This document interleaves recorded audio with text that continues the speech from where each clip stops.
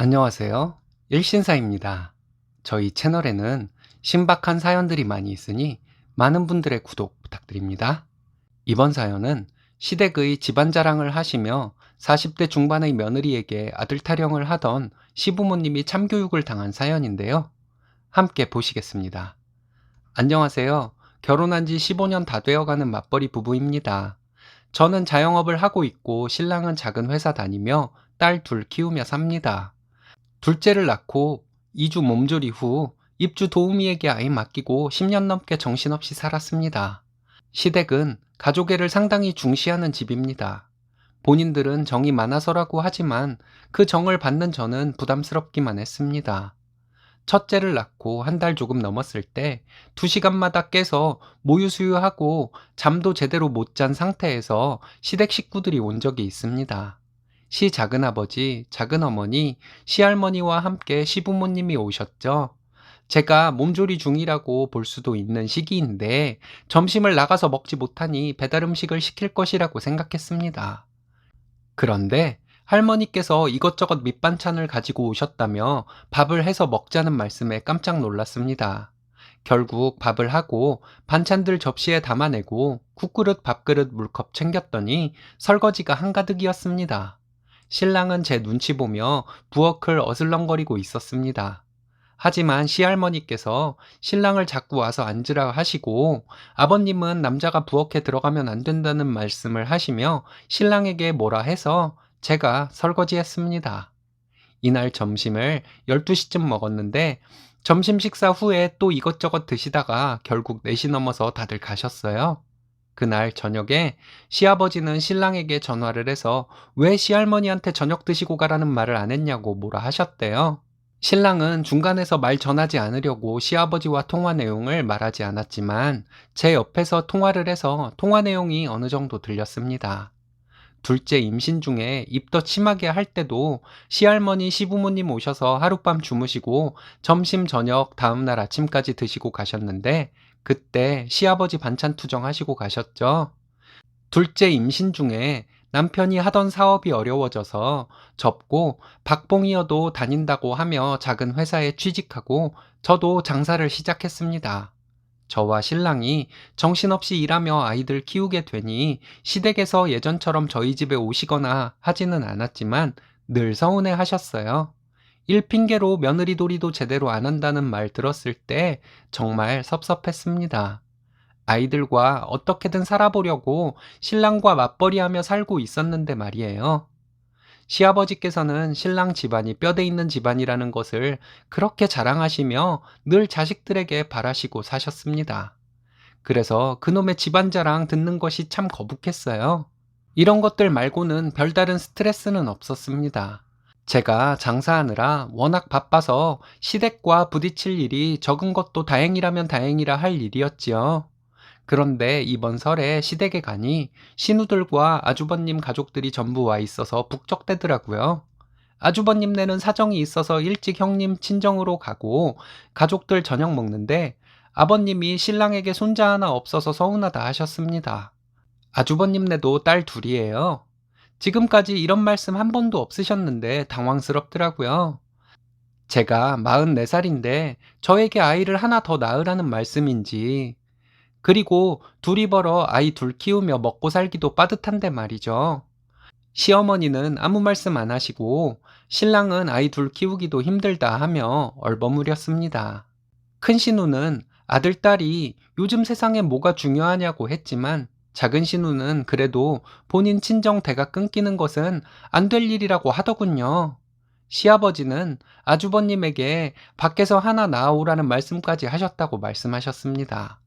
얘기를 계속 듣는데 이건 무슨 다 같이 세트로 미친 것 같은 말만 하고 있더라고요. 아이 성별을 골라서 낳을 수 있는 것도 아니고 아이를 하나 더 낳을 상황도 아니지만 만약 낳는다면 제가 하는 장사는 어떻게 하냐고요.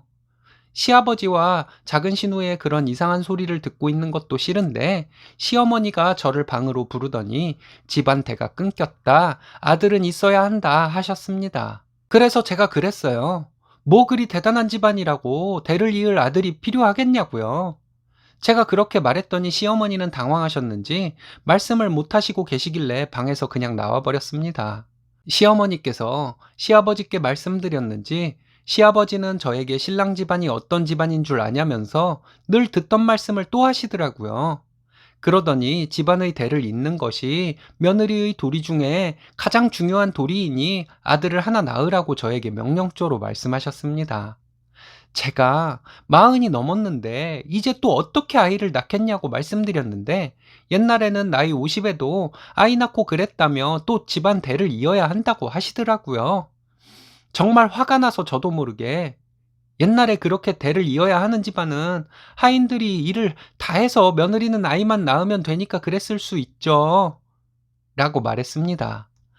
그런데 저는 지금 가게도 운영해야 하고 집안 살림도 해야 해서 아이를 더 낳을 상황이 못 된다고 말씀드렸어요. 옛날 양반집처럼 우리가 일 안 하고도 먹고 살 수 있을 정도의 재산을 주신다면 저도 아이 정말 예뻐하는데 아들 낳을 때까지 아이를 낳는 것을 못할 것도 없다고 말씀드렸습니다. 그렇게 넉넉하지도 않은 형편에 만약 아이를 가진다 해도 아들이라는 보장도 없는데 또 딸 낳으면 또 아이를 낳아야 하는 것이냐고 했습니다. 그리고 요즘에 아들, 딸 구별하는 집도 별로 없다고 말씀드렸어요. 지금 아주버님네와 우리 신우들을 비교해봐도 시집 잘 간 큰 신우가 부모님께 제일 잘하는 것을 아시지 않냐고 했습니다. 그랬더니 그래도 우리 집안의 대는 이어야 한다고 하시더군요. 신랑 집안이 뼈대 있는 집안이라는 말씀을 하시는데 정말 어이없었습니다. 신랑 성씨를 정확히 밝힐 수는 없지만 옛날에 천민이었다는 성씨들 중 하나였거든요. 신랑이 갑자기 아버님께 대놓고 내 성씨부터가 옛날에 천민이었다는 성씨인데 무슨 뼈대 있는 집안이라고 자꾸 말씀하시냐고 하더라고요. 천민들은 성씨도 없었는데 그나마 성씨라도 있는 천민 집안이었으니 뼈대 있는 집안이라고 하시는 것이냐고 하더니 우리 집안이 무슨 대단한 집안인 것처럼 말씀하시냐며 그런 거 따지지 말라고 말씀드렸습니다. 아버님 얼굴이 굳어지시고 시어머니와 작은 신우가 저희에게 당장 나가라고 소리소리 지르셨습니다. 신랑은 안 그래도 가려고 했다고 하며 아이들 챙겨서 나왔습니다. 집에 와서 신랑이 50다 된 아들한테 무슨 아들 타령을 하시냐고 부모님 너무하시다고 다시는 자기 본가에 안 간다고 하더라고요. 사실 아버님이 집안이 어떻고 하실 때마다 신랑 성씨에 대해 아버님 앞에서 시원하게 말하고 싶었던 적도 있었습니다. 그런데 차마 그럴 수는 없었거든요. 뼈대 있는 집안, 가문, 이런 거 안 따진 지 오래되었잖아요. 그런데 우리 사정 뻔히 아시면서 대를 이을 아들 어쩌고 하시는 거 정말 참기 힘들었습니다. 신랑은 또 부모님이 아들 타령하시면 자기 성씨 가지고 계속 얘기할 거라는데 그럼 자기가 자기 욕하는 거 아니냐고 했더니 자기는 그런 거 따지는 옛날 사람 아니라서 상관없다네요. 근데 아버지는 집안 같은 거 따지시니 말씀 못하도록 자기 성씨 얘기를 하는 것뿐이라고 하더라고요. 쿨한 신랑 덕에 시부모님의 아들 타령에서 벗어나게 생겼네요. 이런 쿨한 신랑이 돈까지 잘 벌어오면 얼마나 좋을까요? 신랑이 2년 전부터 철들었는지 살림도 함께 했습니다. 이 정도로 그냥 만족하고 신랑과 예쁜 딸 둘과 행복하게 살아야겠네요. 제 이야기 들어주셔서 감사합니다. 내세울 것 없는 사람이 꼭 내세우는 게 집안인 것 같습니다. 시부모님 말씀 신경 쓰지 마시고 쿨하신 남편분과 예쁜 따님들과 행복하시길 바랍니다.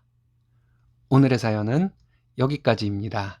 재밌으셨다면 좋아요, 구독 부탁드려요. 일신사는 여러분들의 사연으로 제작됩니다. 많은 사연 제보 바랍니다. 여러분들의 사연은 아래 메일 주소로 부탁드려요.